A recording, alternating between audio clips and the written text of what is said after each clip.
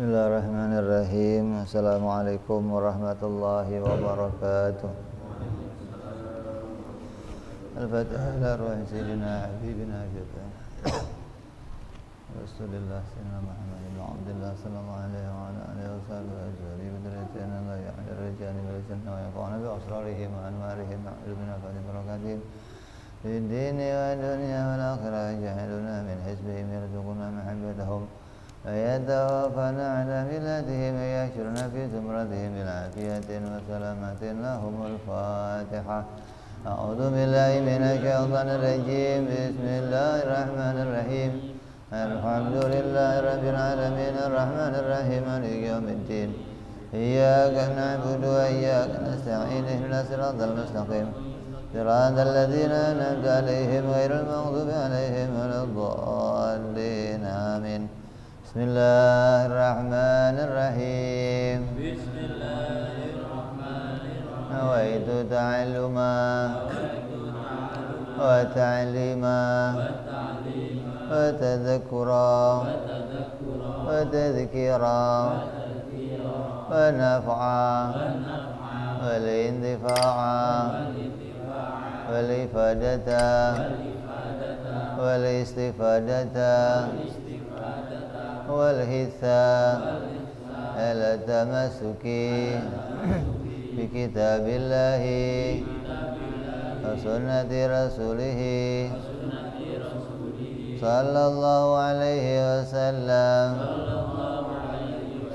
ودعاء إلى الهدى ودلالة على الخير ابتغاء مرضاته وقربه وثوابه وحسن الخاتمة مع اللطف والعافية صلاح العاقبة.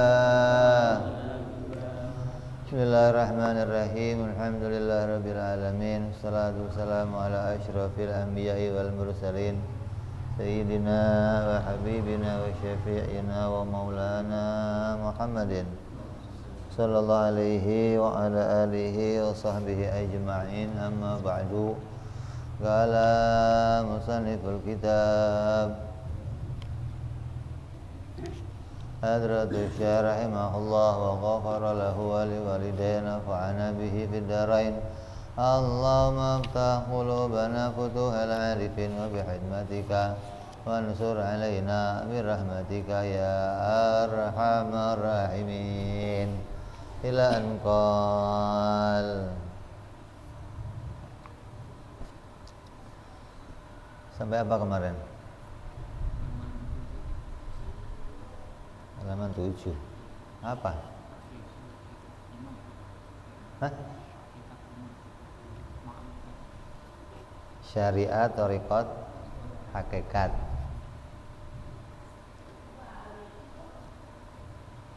Terus kita lanjut.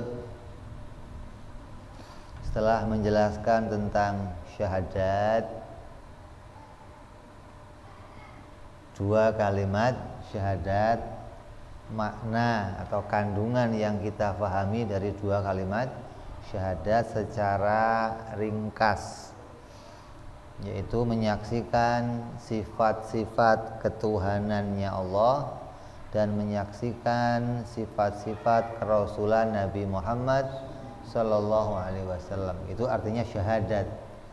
Syahadat itu menyaksikan sifat-sifat ketuhanannya Allah dan menyaksikan sifat-sifat kenabian Nabi Muhammad sallallahu alaihi wasallam. Itu artinya bersaksi tentang Allah yang disebut syahadat tauhid dan bersaksi tentang Nabi Muhammad yang disebut dengan syahadat rasul. Maka ulama memberikan tuntunan, bagaimanakah orang yang syahadatnya diterima oleh Allah? Bagaimana cirinya atau alamatnya orang yang syahadatnya itu diterima oleh Allah Subhanahu wa taala?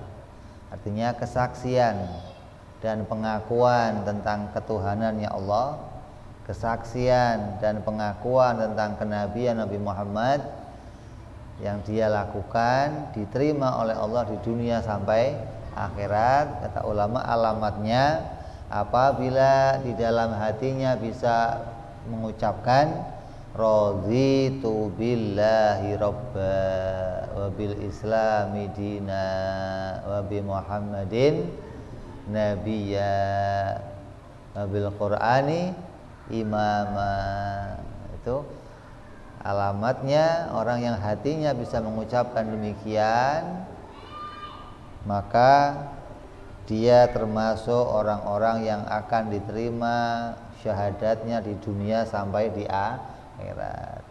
Apa itu terjemahnya? Artinya saya ridho dituhani oleh Allah. Saya ridho Allah sebagai Tuhan saya.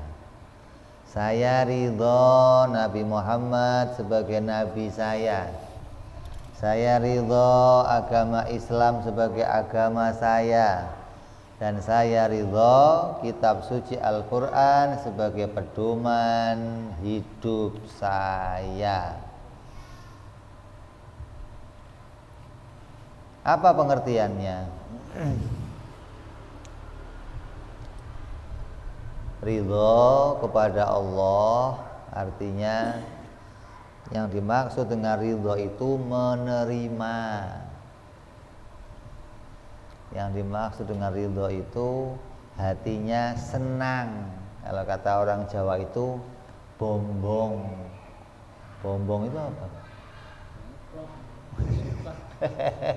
Saking senangnya jadi plong.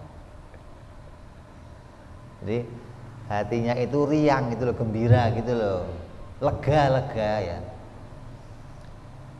Dituhani oleh Allah, tahu kalau Tuhan itu adalah Allah, hatinya itu nerima gitu loh. Karena dia mengenal, karena dia tahu sifat-sifatnya Allah. Orang yang menerima, yang ridho kepada ketuhanannya Allah, itu yang bagaimana? Yang mana dia bisa menerima segala hukum-hukum dari Allah. Baik itu yang pahit atau yang manis, semuanya diterima. Ketetapan Allah yang seperti apapun dia menerimanya. Dijadikan orang yang susah, terima. Dijadikan orang yang seneng, apalagi mau susah aja, terima. Dijadikan musibah, terima. Dijadikan maslahat kebaikan, apalagi. Ini menunjukkan Allah memutuskan apa saja kepada kita, ya kita harus terima, nggak boleh protes. Orang adanya corona nggak seneng, itu tandanya nggak ridho sama Allah. Allah yang menetapkan situasi apapun. Oh sekarang pandemi corona, orang harus berjaga-jaga. Tadinya orang pada nggak seneng, kenapa ada corona? Terakhir malah pada untung, ya. Banyak orang dapat keuntungan gara-gara corona, termasuk saya maksudnya. Mendapat keuntungan dari corona, apa? Nggak macet. Gara-gara corona hilang macet lagi dah. Saya ngaji 2 tahun nggak pernah terlambat, on time terus. Kenapa? Jalan lega sih. Semuanya isinya PPKM apa? Level berapa? Sekarang level 1. Dulu level 4. Jadi ya diadakan corona ya terima, dihilangkan juga harus terima. Jangan dihilangkan ya Allah, biar corona terus saja. Ya nggak bisa. Allah yang memutuskan kapan corona, kapan berhenti corona. Dijadikan presiden harus senang, ridho. Dijadikan orang miskin atau rakyat bawahan ya harus ridho. Kenapa? Karena setiap keputusan Allah pasti mengandung nilai hikmah. Gak mungkin Allah menjadikan sesuatu, menempatkan hambanya pada satu posisi itu sia-sia, gak mungkin. Pasti ada hikmahnya. Mungkin sekarang aja kita yang belum tahu hikmahnya. Apa hikmahnya sih? Saya kok dijadikannya anak buah? Apa hikmahnya saya kok jadinya kok santri? Apa hikmahnya saya kok jadinya tukang ojek? Apa hikmahnya saya kok jadinya anak? Wah, ada banyak hikmah. Nanti akan berubah, nanti akan berganti waktu. Kamu akan tahu, oh ternyata ini hikmahnya. Oh ternyata ini. Karena kita harus sampai kepada makna perbuatan Allah itu tidak ada yang sia-sia. Perbuatan Allah pasti mengandung nilai hikmah. Apa hikmah itu? Hikmah itu satu kejadian yang di dalamnya ada keuntungan dan kerugian, itu namanya hikmah. Satu kejadian apa? Hujan. Pasti di dalamnya ada keuntungan dan kerugian. Kejadian apa? Corona. Ya pasti ada keuntungan dan kerugian. Kejadian apa? Demo. Pasti ada keuntungan dan kerugian. Selalu demikian. Karena itu yang disebut hikmah. Perbuatan Allah dalam menjadikan apapun kepada diri kita pasti mengandung hikmah, dan ini harus kita terima. Kalaupun sekarang kelihatan pahit, mudah-mudahan nanti jadinya tambah pahit. Senangnya begitu. Nanti dapat manis dong. Ya kalau kita lihat Al-Quran, innamal usri usra. Innamal usri usra. 2 kali ayatnya diulang oleh Allah. Setiap ada kesulitan akan ada kemudahan. Semua alat-alat yang kamu terima, apapun yang kamu terima sekarang, dari meja, dari motor, sendal, kacamata, peci, baju, itu asalnya dari kesulitan dulu. Orang mau ngaji lampunya nggak ada, pakainya lilin, kan kesulitan. Dari sulit itu mikir, ini biar gampang gimana. Allah kasih petunjuk, oh begini, muncul lampu.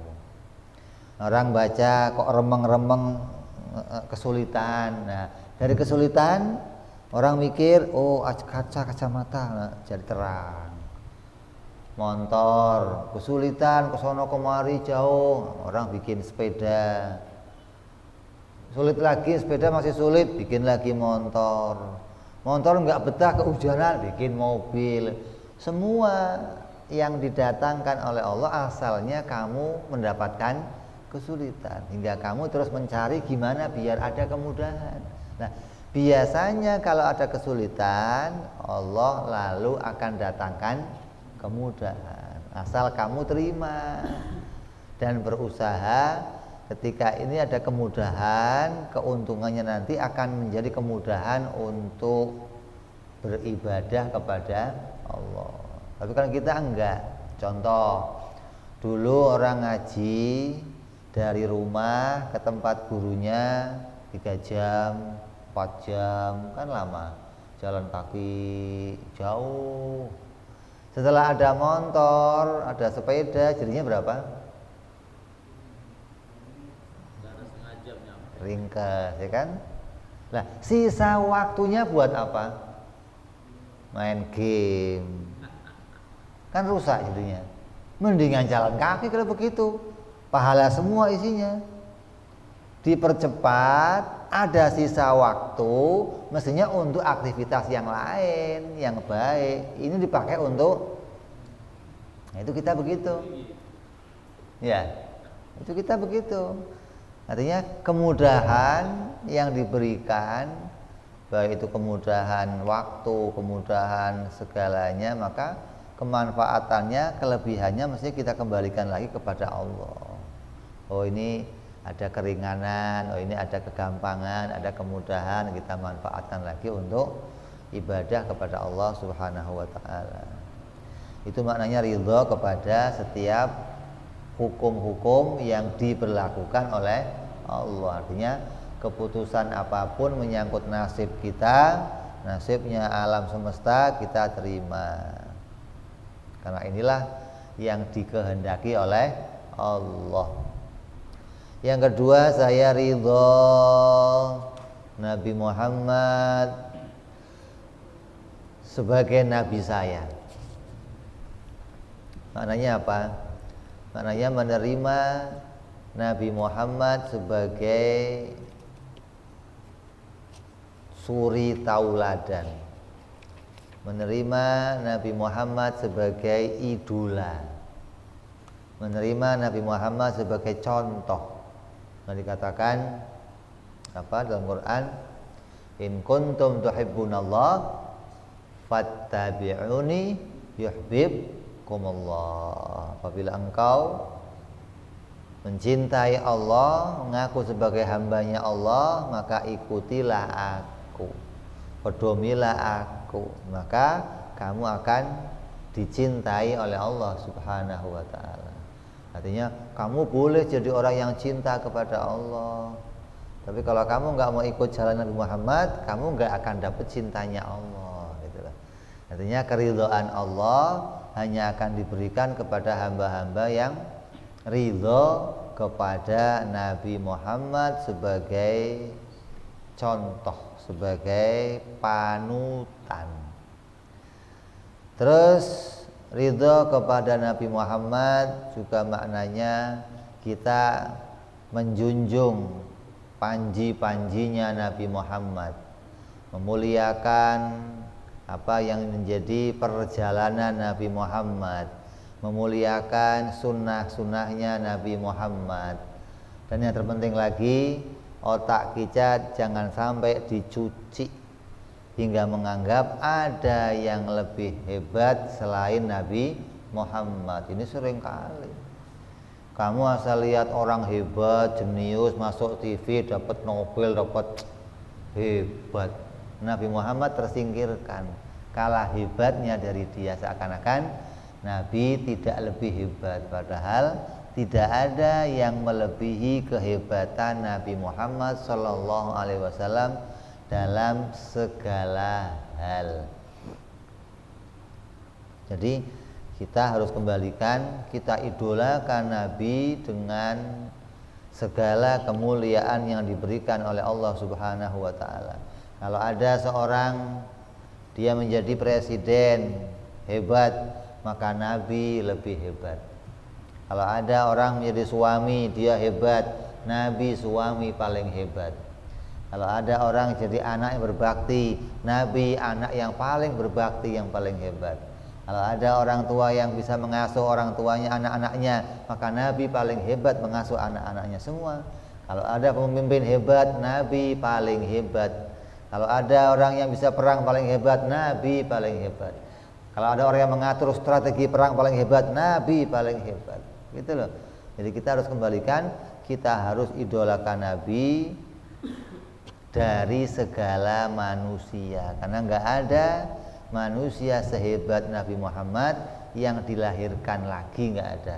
Allah yang menciptakan satu orang yang sehebat Nabi Muhammad Sallallahu Alaihi Wasallam. Itu yang harus kita tanamkan dalam hati kita, hingga kita gembira mendapatkan utusan semulia Nabi Muhammad. Begitu banyak kemudahan yang diberikan, begitu banyak jalan yang diberikan, begitu banyak petunjuk-petunjuk yang diberikan, hingga semua nabi-nabi bahkan umat-umat terdahulu ingin jadi umatnya Nabi Muhammad Sallallahu Alaihi Wasallam. Maka kamu harus bangga kita menjadi umat Nabi Muhammad Sallallahu Alaihi Wasallam. Ada orang yang aneh, dia umat Nabi Muhammad tapi enggan memuliakan Nabi Muhammad. Maulid nggak mau, selawatan nggak mau.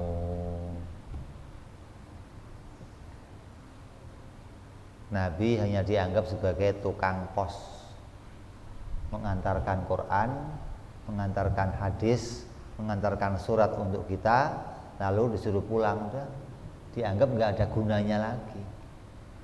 Banyak orang yang demikian. Maka ini kekeliruan. Sampai dalam hadis, siapa orangnya yang tidak bisa bersyukur atas kebaikan yang didatangkan oleh Allah melalui seseorang, maka dia orang yang tidak mendapatkan rahmat dari Allah Subhanahu wa taala. Artinya semua kebaikan kita ini berasal dari Nabi Muhammad sallallahu alaihi wasallam.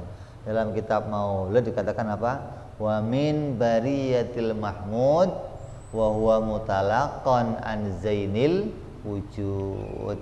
Dan dari setiap kebaikan-kebaikan yang dilakukan manusia, maka sumbernya semua dari Nabi Muhammad sallallahu alaihi wasallam. Hingga kita wajib bersyukur atas segala yang kita terima kepada Nabi Muhammad sallallahu alaihi wasallam. Kenapa? Laulaka lama tufrijul aflak, kata Allah. Apabila tidak karena engkau wahai Nabi Muhammad, tidak aku ciptakan langit dan bumi. Jadi kalau kamu sekarang bisa duduk, bisa nafas, bisa makan, bisa minum, bisa tidur, bisa kawin, itu berkahnya ada Nabi Muhammad sallallahu alaihi wasallam. Maka kita diperintahkan untuk sholawat setiap kali mendapatkan kenikmatan apapun. Assalamualaikum warahmatullahi wabarakatuh. Untung Muhammad saya bisa minum, makan, jalan, pakai baju, pakai mobil bagus, lihat pemandangan indah, lihat berkahnya Nabi Muhammad sallallahu alaihi wasallam. Itu namanya ridho kita. Betul-betul gembira kita mendapatkan utusan yang mulia semulia Nabi Muhammad sallallahu alaihi wasallam. Terus yang berikutnya ridho kepada agama Islam. Apa ridhonya? Tidak pernah menganggap ada agama lain yang lebih benar dari agama Islam. Dikatakan oleh Imam Nawawi dalam kitabnya, siapa orang yang di hatinya menganggap bahwa ada agama, semua agama itu sama, agama Islam itu agama yang sama dengan agama yang lain. Nah, kalau ada orang yang menganggap ragu, kalau ada orang yang ragu kepada kebenaran agama Islam, ada orang yang menganggap bisa saja orang masuk surga selain beragama Islam, maka orang yang keyakinannya seperti itu, walaupun dia ahli ibadah, dia ahli Quran, dia ahli hadis, hukumnya kafir. Maka kamu harus di hati kamu tertanam tidak ada agama yang lebih benar selain agama Islam. Tidak ada orang yang bisa masuk surga kecuali beragama Islam. Allah berfirman, Inna dina indallahil Islam. Terus orang yang ridho kepada agama Islam gak pernah malu memakai atribut-atribut Islam.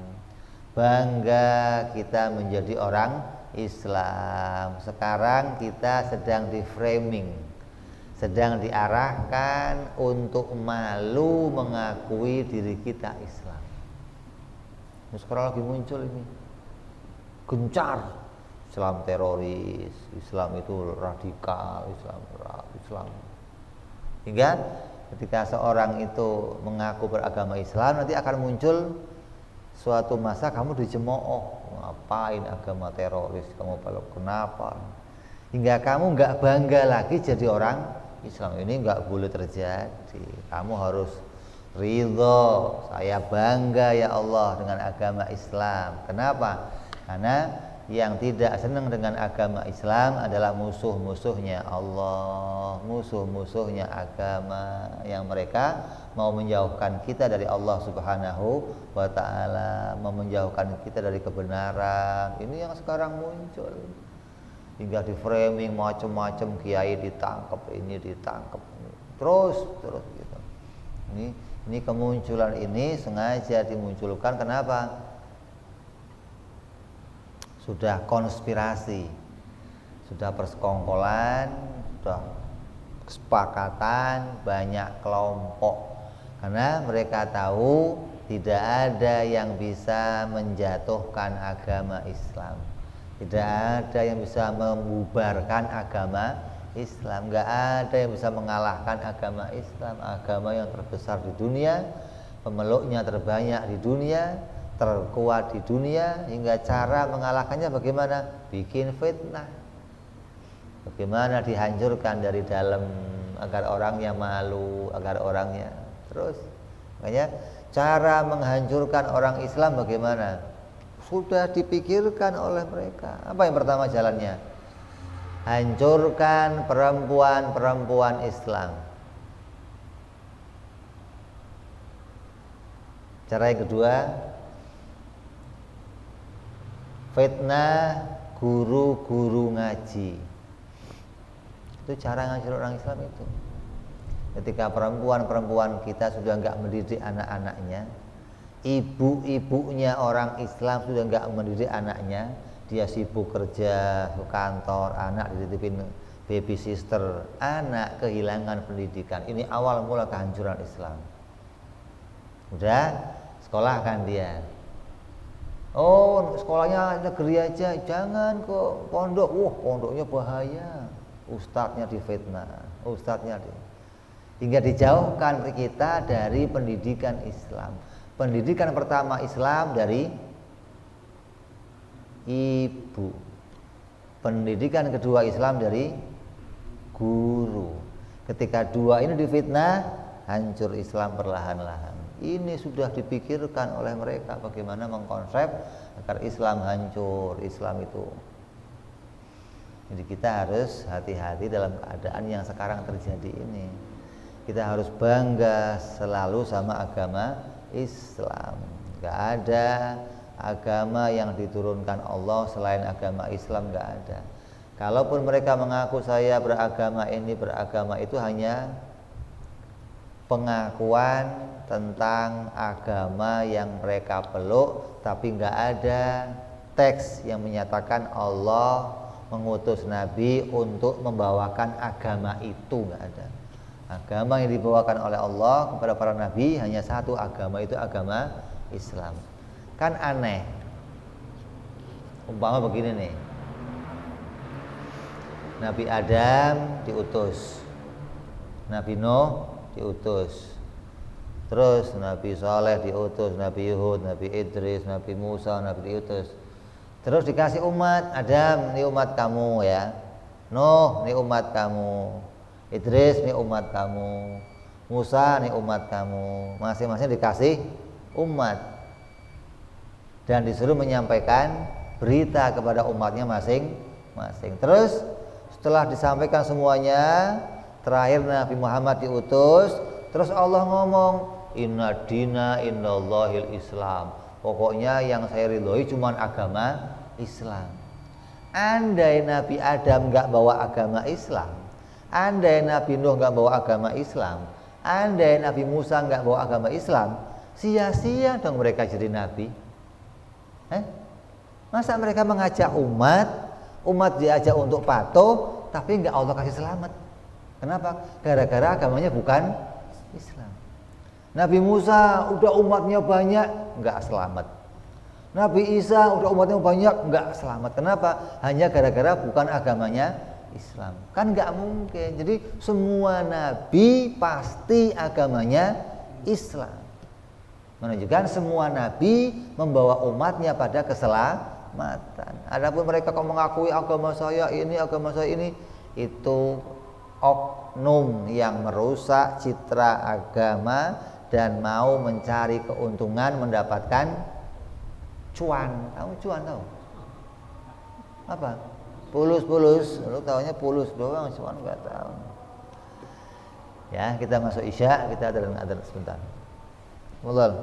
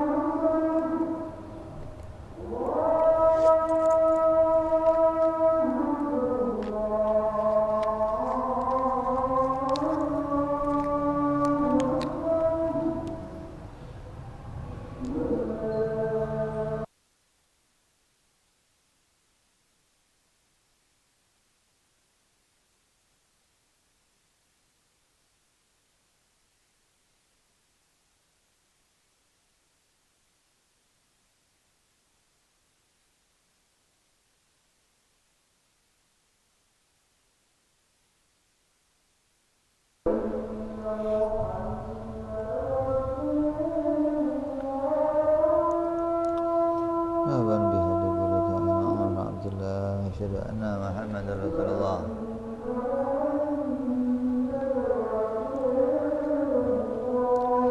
أبا بهبرة عن عبد الله.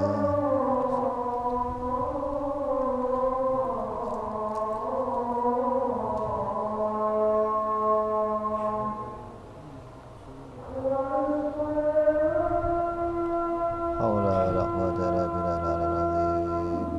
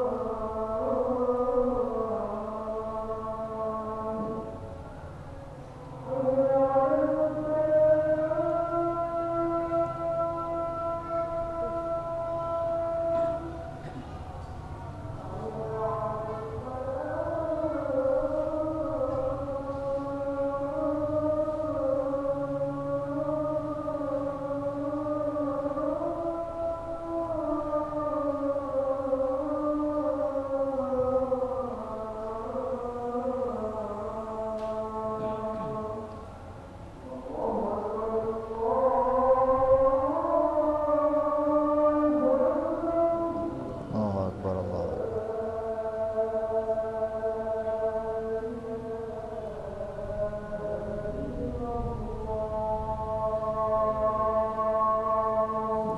لا إله إلا الله محمد رسول الله صلى الله عليه وعلى آله وصحبه وسلم. اللهم رب هذه الدعوة أعطي سيدنا محمد الوسيلة والفضيلة والشرف والدرجة العينة الرفيعة بدل المقام المحمود الذي وعده يا أرحم الراحمين. رب اغفر لي ولوالدي يا رب اغفر لي ولوالدي يا رب اغفر لي ولوالدي يا الله. رب اغفر لي ولوالدي يا رب اغفر لي ولوالدي وارحمهما كما ربيانا صغيرا. اللهم بارك لنا وفي أولادنا واحفظهم ولا تضرهم وارزقنا برهم وفقهم لطاعتك. اللهم بارك لنا ولهم في الحال والمال والإيال بجاهك البر المتعال. وصلى الله على سيدنا محمد وعلى آله وصحبه وسلم والحمد لله رب العالمين. Kita teruskan sedikit. Jadi yang pertama ridho kepada Allah sebagai Tuhan. Yang kedua ridho kepada Nabi Muhammad sebagai Nabi kita. Yang ketiga ridho kepada agama Islam, bangga dengan Islam kita, menjunjung tinggi syiar-syiar agama Islam, memakai atributnya orang Islam, selalu mengajak orang lain untuk beragama Islam, menampakkan akhlak-akhlak Islam, itu bangga sama Islam. Terus yang akhir ridho kepada Al-Quran, maknanya selalu mengambil petunjuk apapun dari Al-Quran. Mau bicara tentang segala macam keadaan, maka di Quran Allah memberikan petunjuk yang sempurna. Hingga Al-Quran itu menjadi petunjuk sampai nanti hari kiamat, tidak tergantikan. Kamu kalau melihat kitab, buku-buku atau buku karangannya ilmuwan atau orang pinter dah, atau orang-orang mereka yang cendekiawan, yang jenius ngarang buku mereka akan dicetak, akan disebarkan. Ketika buku itu diterima oleh masyarakat, oleh orang-orang cendekiawan, maka akan dijadikan pegangan bukunya, akan dipakai dalam masyarakat. Tapi buku itu kemudian akan digugurkan ketika ada penemuan baru yang lebih hebat dari buku yang tadi. Maka buku yang lama akan hilang, digantikan buku yang baru. Itu ilmu selalu begitu terus menerus. Ketika ada ilmu yang baru, yang lama minggir. Ini sempurna, ini bagus. Nah, Al-Quran 1400 tahun belum tergantikan.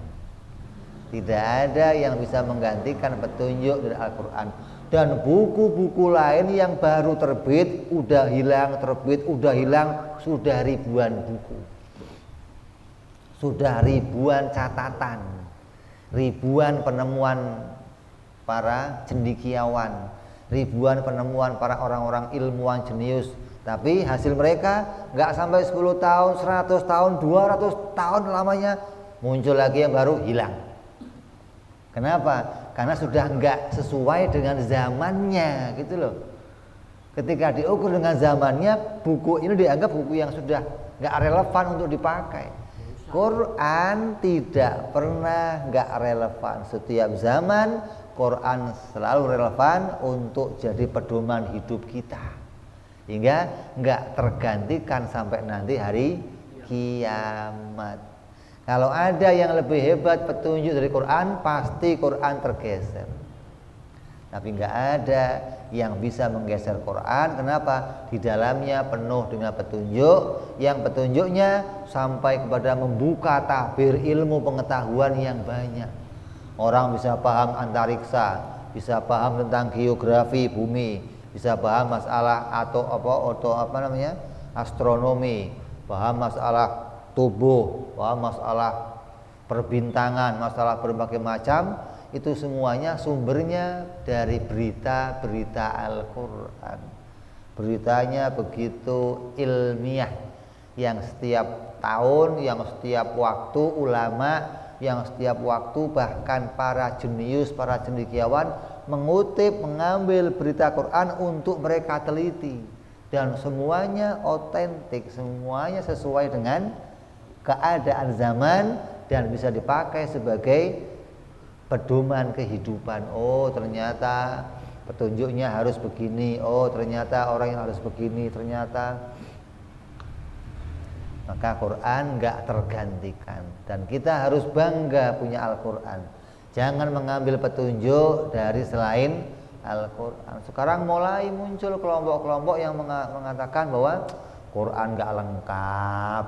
Masih lengkap Zabur, masih lengkap Taurat, masih lengkap Injil. Gimana sih? Ngajinya di mana gitu kalau begitu, ha? Maka kita harus ridho bahwa kita diberikan oleh Allah kitab semulia kitab Al-Quran. Gak ada kitab yang lebih mulia dari Al-Quranul Karim, yang mana semua Injil, Taurat, Zabur semuanya menginduk kepada kitab Al-Quran. Bahkan pada zaman Nabi, sahabat pernah membawakan potongan Taurat kepada Rasulullah. Dengan bangga dia bawa ke hadapan Rasulullah. Ya Rasulullah, saya menemukan potongannya Taurat. Apa kata Rasulullah?